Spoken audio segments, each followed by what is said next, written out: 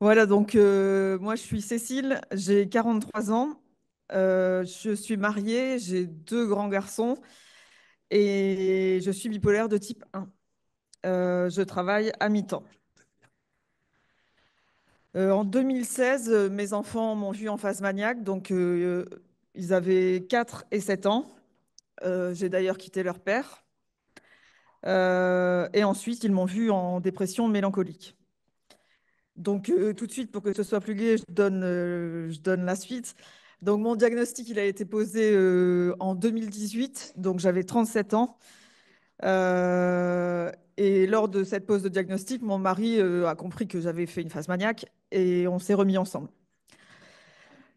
Donc, mes garçons, après cette pose de diagnostic, moi, je travaille aussi dans la santé. Donc, j'ai vraiment souhaité qu'ils soient suivis par une pédopsychiatre en libéral. Donc, ils ont été reçus tous les deux par cette pédopsychiatre en présence de mon mari et moi.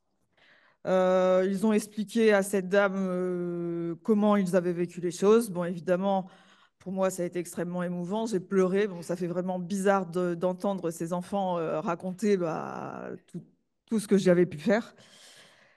Et la pédopsychiatre nous a dit que mon mari leur avait bien expliqué au fur et à mesure des choses ce qui s'était passé pour moi. Alors, j'ai une autre anecdote, c'est que lors de la dernière hospitalisation, elle remonte à il y a 4 ans. Mon plus jeune fils, lui, quand il venait me voir à la clinique, il voulait être le premier à la porte.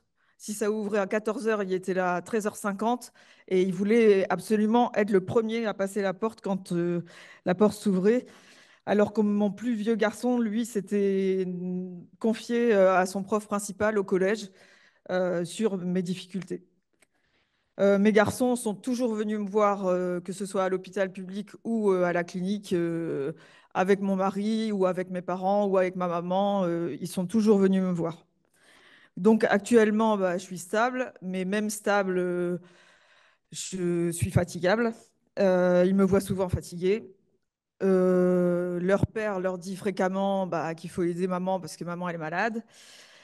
Sauf que pour eux, ben, c'est tout à fait normal que maman elle fasse 2 heures de sieste, parce que de toute façon, ils m'ont toujours connue comme ça. Et quand je rentre du boulot, ils savent qu'il faut que je dorme 1 heure avant de préparer le repas. La question, par contre, d'un troisième enfant, elle a vite été écartée, bah, notamment par rapport à ma fatigabilité, c'était pas envisageable.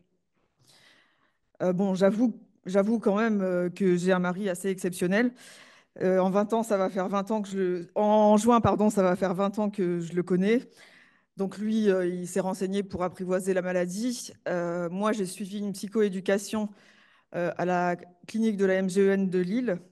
Et ma maman, elle a suivi la psychoéducation pour proches avec Argos en visio. Donc pour vous parler aujourd'hui, j'ai demandé à mon mari quelle était sa vision donc de l'avenir.